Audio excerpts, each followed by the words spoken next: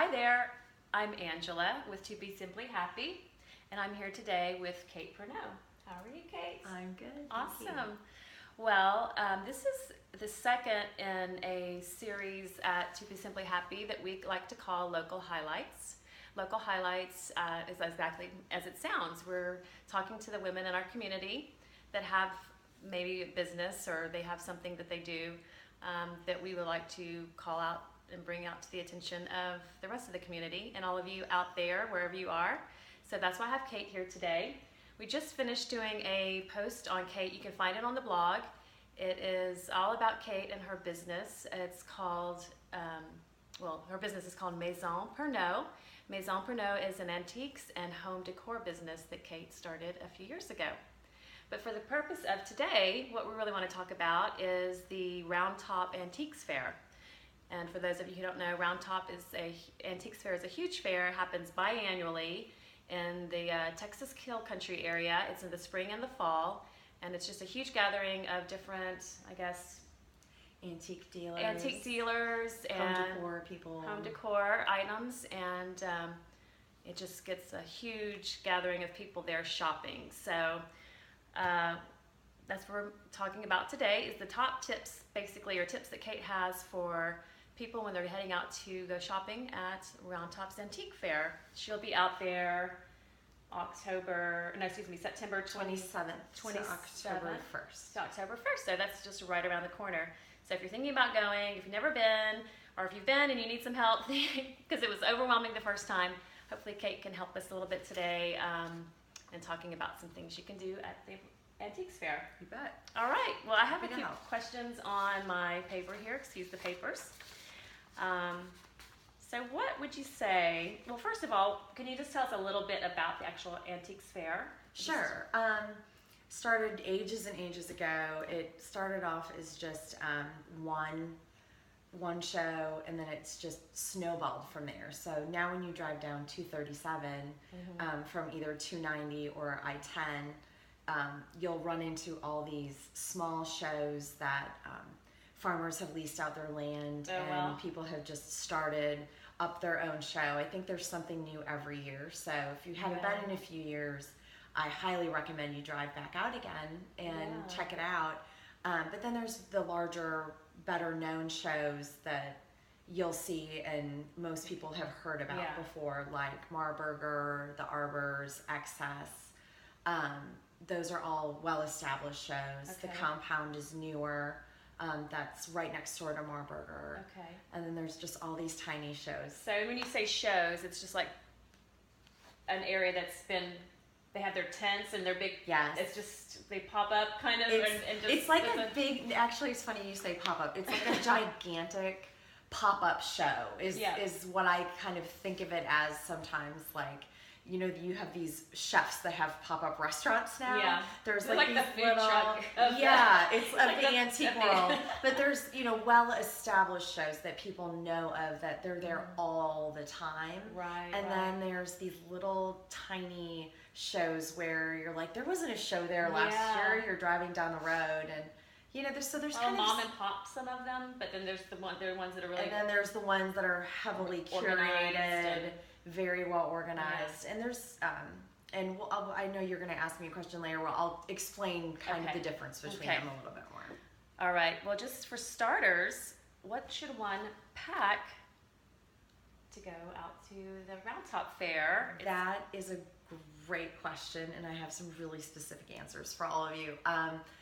I questioned the decision to wear blue jeans, and I know a lot of women feel more comfortable wearing blue jeans and their cowboy boots out there. Kind of fits the whole ambiance fits the ambiance of it, but it's hot, and I took our daughter out 2 years ago before I started showcasing there, and I thought the two of us were going to die. In fact, we drove home without our pants on because we were so hot. True story. She's going to be like, thanks, Mom. Thanks for sharing that. But if I were you, I would wear layers. I would maybe wear like a skirt and boots, so that your feet are covered. It's a lot of gravel, dirt. It can be dirty if it rains. Yeah. I usually throw a pair of rain boots in the trunk of my car just in case it rains. I don't get my cute cowgirl boots all mucked up. But I always carry snacks. Water is extremely important, especially the fall show. We all know we live in Texas. It's still so hot. Yeah. And not all the shows have a lot of, some of the smaller ones, there's a lot of outdoor, you're going back and forth between tents. So I always say pack a hat, sunglasses, sunscreen is really important. I have like one of those little foldable rain ponchos that I throw into my bag that I just carry with me all day. And then those little Kleenex packets. Yes, and why that? Double as toilet paper. That's good. Because obviously they have facilities, but they may be out of toilet paper. Some do, some shows do, and some shows don't. So, there's a couple shows like Marburger has actually air-conditioned bathrooms. The Arbors has air-conditioned bathrooms, to the best of my knowledge. But some of the smaller shows don't. They have porta potties, and those can be in various states of and cleanliness, and it's just trust me, pack it, and then send me an email when I bailed you out. Hand sanitizer, but really the biggest things are water and a snack. Are there vendors out there for those types of things at all, or is it just yes, really but it's just if you're in a hurry or the lines are long, it's always good just to have a snack and a bottle of water. Sometimes the road can get clogged up too, I always recommend go with a full tank of gas in your car. I made that mistake one year and we got stuck, and luckily I was able to fill up in Fayetteville, but I was stressed out by the fact that my gas gauge was in this direction instead of this direction. So I tell people always to fill up on the way out.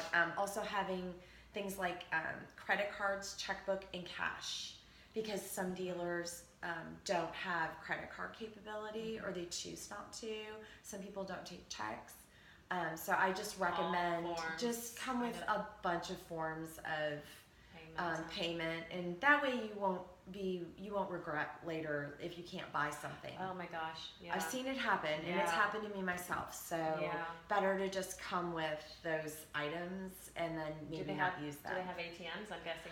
Marburger has ATMs. There's I know that there's a bank across from the local Mercantile, which is has a gas station and like some food and stuff like that. That's a popular place to stop at.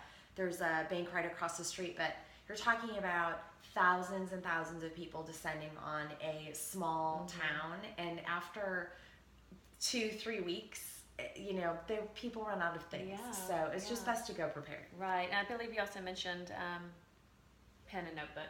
So I think we touched on pen and notebook, yes. And I guess if you want to make notes when you see something you like, but maybe aren't ready to grab it, because you think maybe there's something better, or that you're being able to write down a note. If you find something at a show, I recommend really contemplating purchasing it before you leave, because you never know how far down the road you're going to get. It can be really hard to turn around and drive back in the direction that you had come from. Or you might forget where. Or you might forget where. So I always have a notebook and a pen. And measuring tape as well. Those are really important. I take pictures of things, and then I mark down in my journal where it was, maybe the tent number, and I try to get the dealer's name and phone number so that I can call and say, hey, I want it. Will you run my credit card? And I'll come back and pick it up in 2 days. And you'd be surprised. People are really willing to. Oh, that's good. Dealers are really willing to do that for people. I did it myself last year. Very good. Oh, I forgot to mention, Kate and I, we're not exactly coordinated, but we kind of are, but we didn't even talk about being in these lovely colors today, but we both, it's like a red coral day, apparently. And we have sweet Toby over here. My golden doodle sleeping in the background. He's the snuggle up, so. We learned when we were in France, starting 3 years ago, every good antique dealer has an antique dog. Oh, that's so cute. So my husband says that Toby's my antique dog. That's so cute. Okay, so what do you do before you go? Before you head out to Yeah, I mean, I guess a lot of people just go for fun and just hope to see, just if they see something they like, they'll come home with it. But then there's those that go with specific in mind. So there's varying, as a dealer there, I see a couple different types of clients. I see the ones who are just out there with their girlfriends for fun. And it's something they do every year, and they don't have a particular item they're looking to shop for, and they just kind of go, and they're almost like they're the fun experts because they are kind of just willing to wing it, and they have an SUV, or they know they can find someone to ship it back, or they might be these crazy girls that rent a trailer with a trailer. I mean, you name it. And then there's designers that shop the fairs as well. And I actually personally, some of the tips that I'm giving you today, I learned from watching designers come in with either a list of things to get for clients or with clients themselves. And I was just surprised by how much organization they put into before they come out.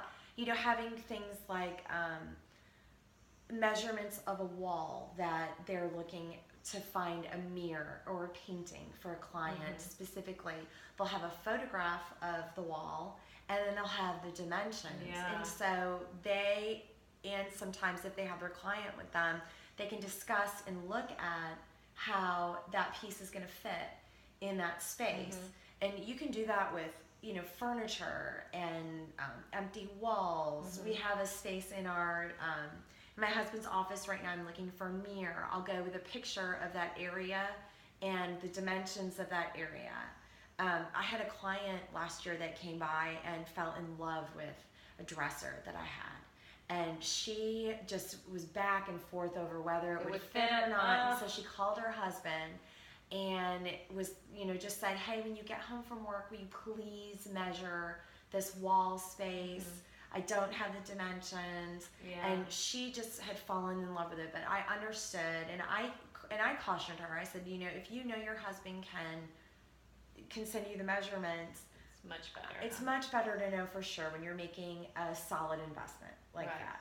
And so he called her back, and she came back to see me the following day. They were there for 2-3 days to see a bunch of the shows.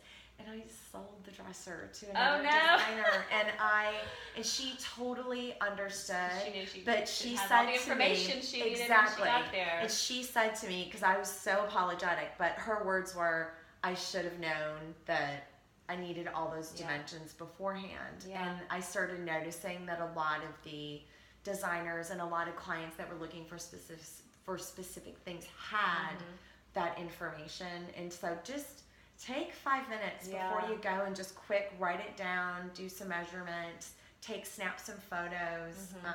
The dealers are great too, because you might say, oh, I'm looking for a mirror for this wall, and they might have a suggestion for something completely different that you didn't even realize you were shopping for.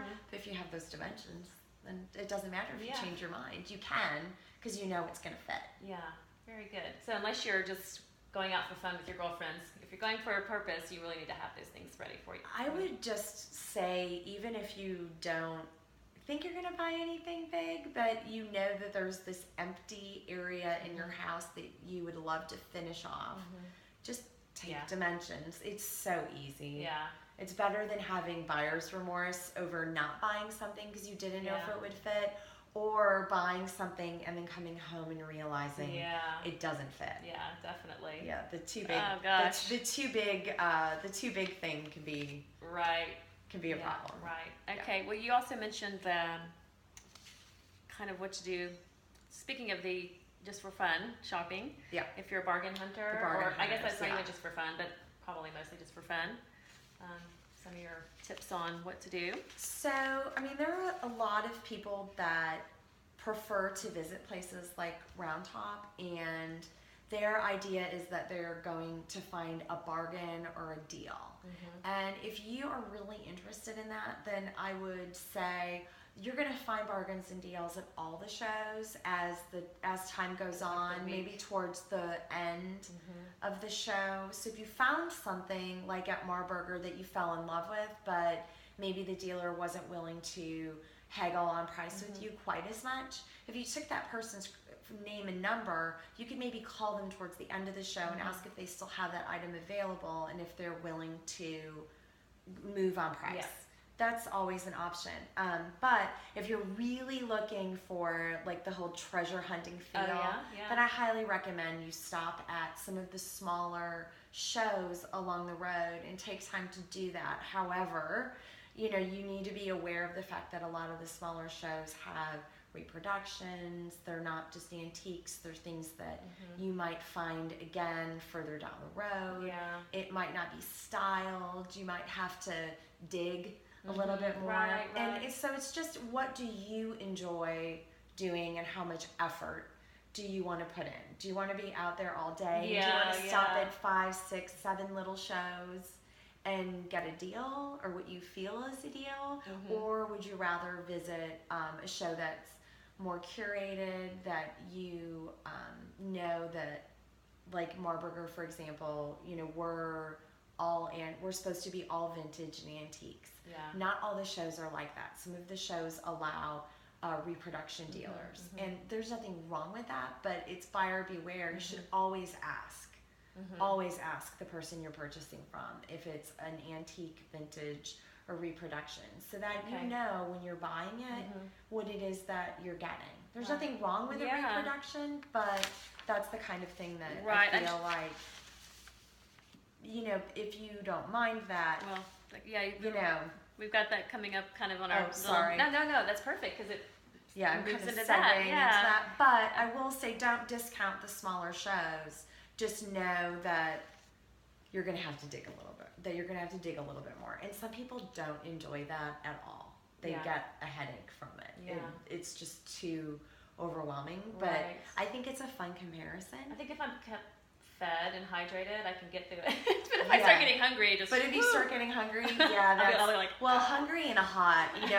It's honestly, it's the hot thing that I think is the hardest. Yeah. When you're sweating and you're looking through things, and if you don't have an idea of what you're looking for, I think it's a little more freeing to go to those smaller shows and dig through things, because it is like a big treasure hunt. Yeah. It gives you a real sensation of being at like a little European market on a weekend and digging through people's things. That's really what what you're doing, but that's not for everybody. Right. Very good. Well, we kind of touched on some of the things we were going to touch on towards the end. One of the other questions, and kind of touched on as well, but what is the best day to shop? I guess it depends. Kind of depends If you want the on bargain, what your goal or is. if you really got to get. So again, it's the same thing between like small show, little show, beginning of the show, end of the show. Beginning of the show, as a dealer, I know what the value is of the pieces that I'm selling, and of course, I'm there to make money on what I've purchased, and I've gone overseas to purchase them, and I've had them shipped back and gone through this whole process to get them out there. But I also, am not, at the beginning of the show, I have a value in mind, and at the end of the show, I might be willing to part with something, and sometimes I'm not. I know I'll sell it to a client back in Houston, or a designer that I know comes to me for certain things. I'm willing to hold on to it, but you never know. So again, it's one of those things where if you want to see the creme de la creme of items, then I would say showing up the first day or two. Yeah. Especially the dealers at Marburger. They go all out. Oh, wow. They're some of the most beautiful spaces, and a lot of the dealers are interior designers. And it's so well curated, and it's fun to just go and look. But if you are hesitant to purchase something, or you don't care so much about seeing that, you really just want to go and you want a good price, and you want to feel like you're getting a good price on whatever it is that you're buying, then I would say, go back towards the end of the show or come out at the end of the show. It's really just, you kind of know as a shopper where you fall in line with that. But I will say the opening day, Tuesday, the 27th at Marburger, that is a high energy day. And it's a lot of designers, it's a lot of people who are building houses or people who have very specific ideas of what they want, and they are just tearing through those tents at lightning speed. Wow, you have the most of the... There's the most to pick from. Yeah, to pick from. And it's... most inventory. Yeah, it is like the most... It's the largest amount of inventory is the first day. Yeah. And there's an incredible amount of furniture and art and smaller home decor pieces that move that day. It's fun to see it from a buyer's perspective, but from a dealer perspective is very eye-opening. It's a lot of work. I was like, there's a lot of furniture going down the aisles and a lot of porters around and carrying it out to people's trucks, and there's shippers on site that are available. I think almost every show has on-site shippers now, and it's just a lot of moving products and a lot of moving parts that